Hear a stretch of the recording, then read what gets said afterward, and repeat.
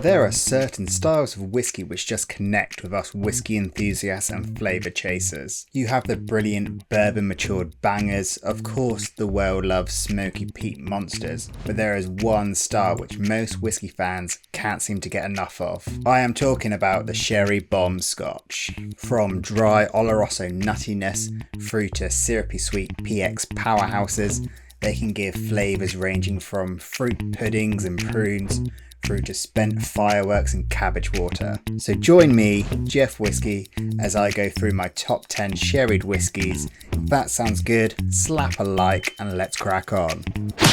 Jeff Whisky. I'm starting straight off the bat with a brand so drenched in sherry maturation it would stick to the shelf, and that is Dalmore.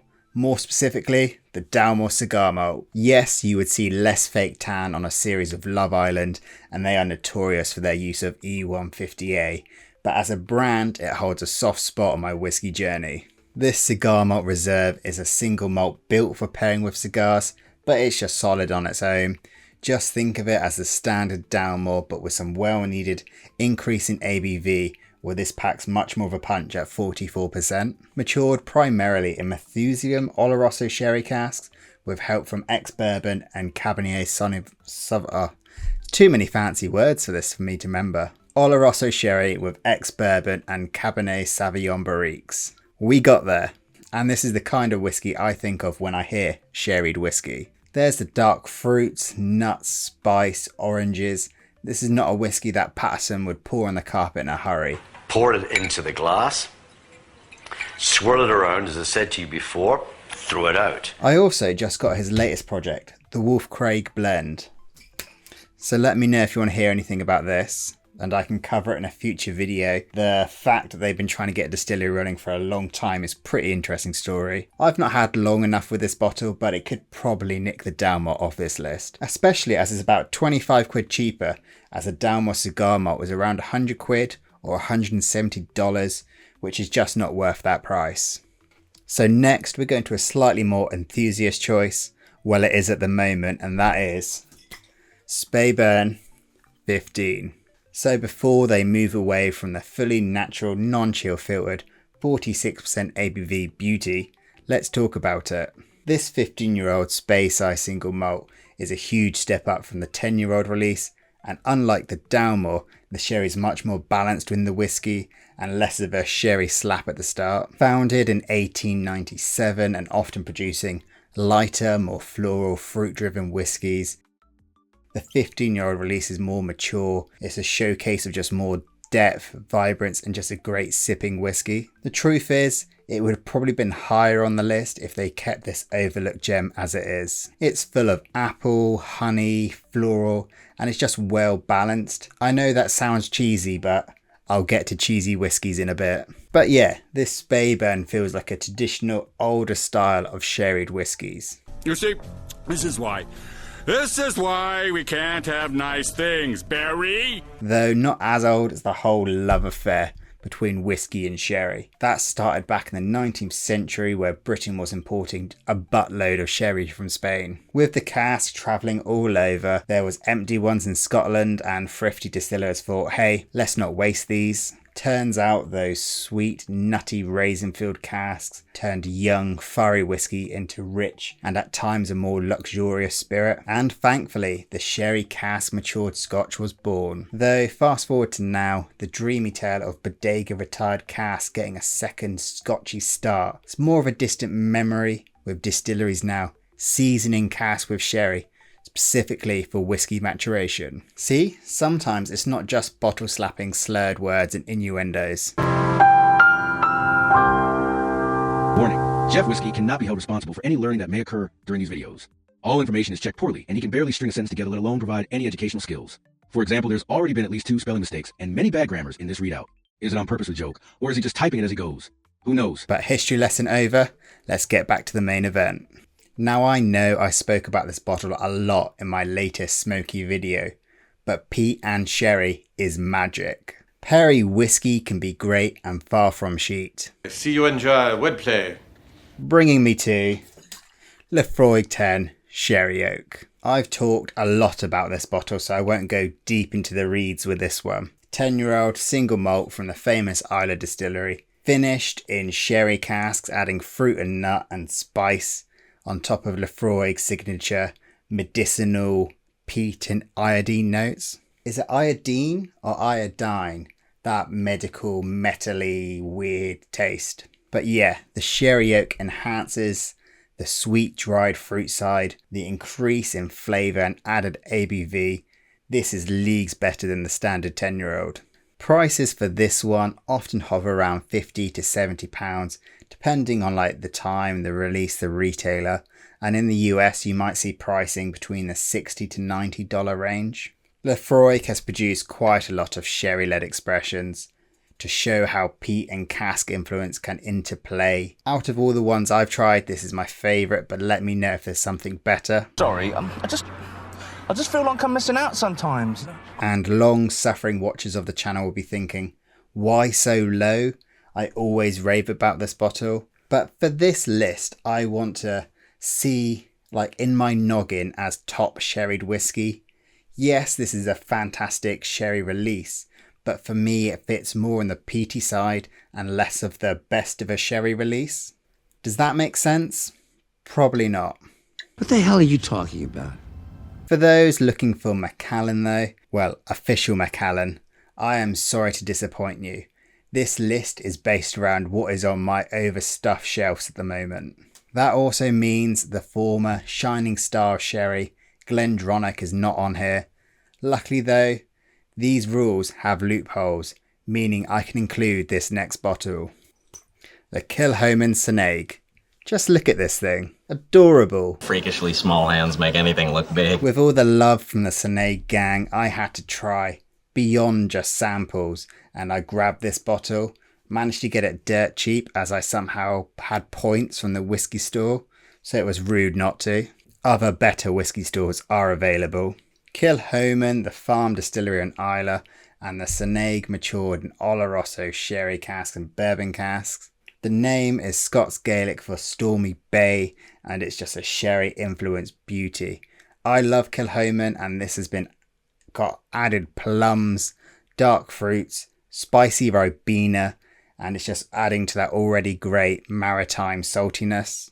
46% ABV, fully natural and just a banger. I'll replace this with a big bottle when the time comes. It's around 50 to 60 quid in the UK, and there is a cash strength version kicking about for about a tenner more, which I could be very tempted by. Splashing out a bit, is they?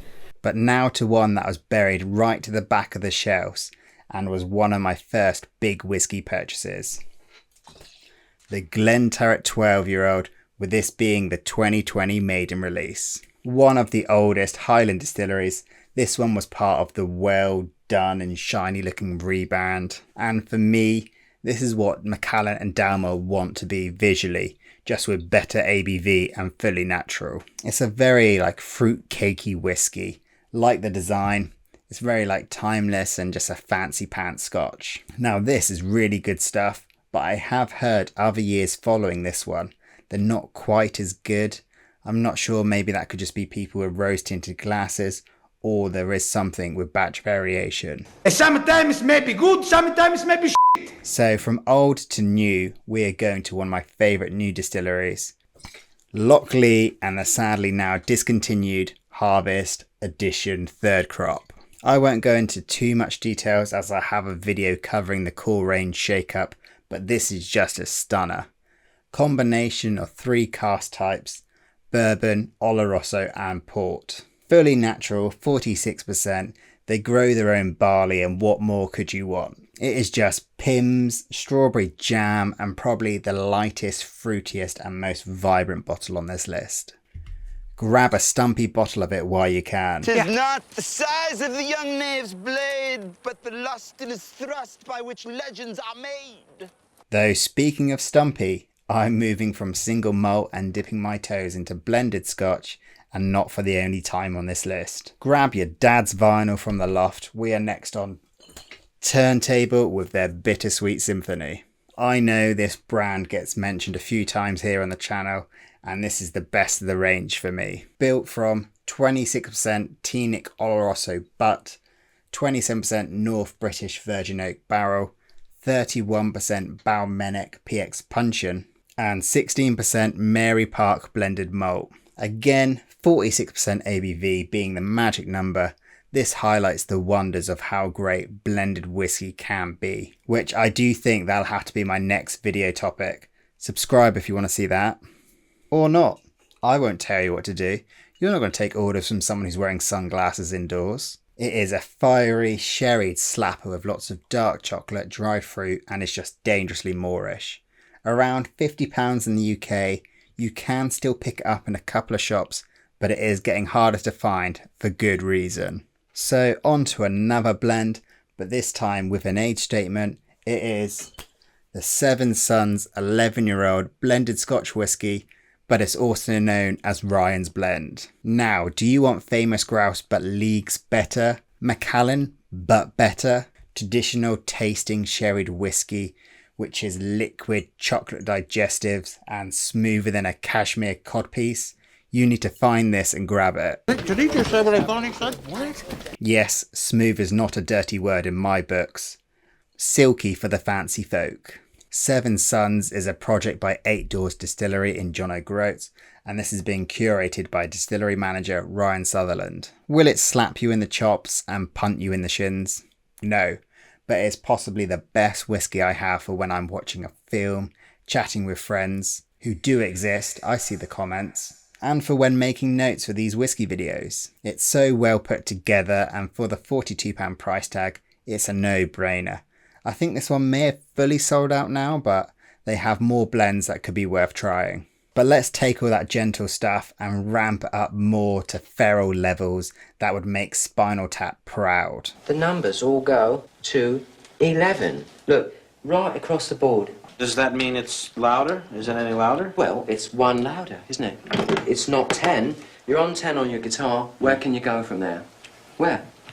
I don't know. Nowhere, exactly. These go to 11. I am once again talking about the Glasgow 1770 no nonsense whiskey, the PX Beast at 60.1%, fully natural, fully no nonsense, and just a beast. I swear I'm not sponsored by Glasgow, but Seven Libby, hit me up. For me, this is both sherry and the smoke equally dialed up to the max, and I just love this whiskey.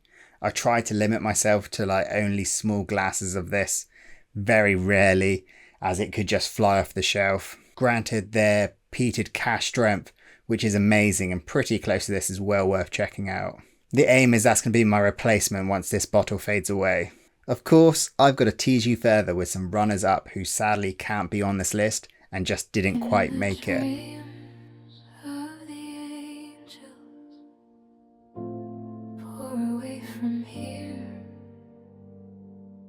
From this dark, cold whiskey room, and the emptiness that you fear, you are pulled from recycling of your slaptastic side.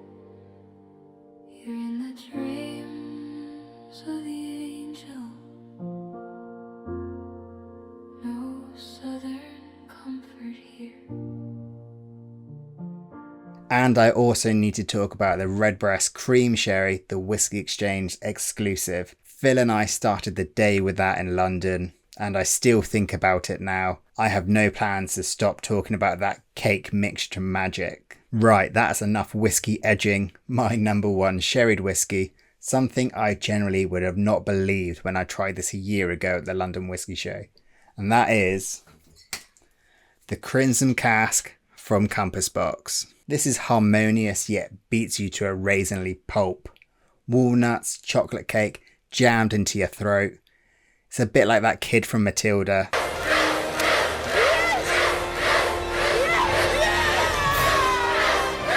My first impression was too oaky, too spicy, but each time I've returned to this, it has got better and better and better and better. When I first started working on this list, rummaging through the shelves, I think this was about 6th place, and as you can tell, it is shot to the top. Only released in 2024, 46% ABV, natural colour, non-chill filtered, heavily driven by Oloroso sherry casks, and red wine casks, and it just makes such a damn juicy whiskey. It is far from a one-note sherry bomb. This has so much to root around in and just an absolute stonker of a whiskey. King Crimson and the core of cracking whiskey, a flagship for sherry and red wine cask exploration. I certainly think it's fair to say it slaps. And you wouldn't believe it from this list. I would not call myself a massive lover of sherried whiskies. Glendronachs don't do much for me. Tamdhu is tight, but I'm not grabbing a bottle. Glenallachie is not all that in my books. Glengoyne is gone away, and Macallan can jog on. So if you too are not on the sherry bomb bandwagon, hopefully this list highlights other explorations around the sweet side of Scotch. A huge thanks to the bottle slappers on Patreon who support and make this channel possible, and the channel members here on YouTube. Let me know your picks down below in the comments. I'm grateful to have you here. All the best, and cheers to the next one.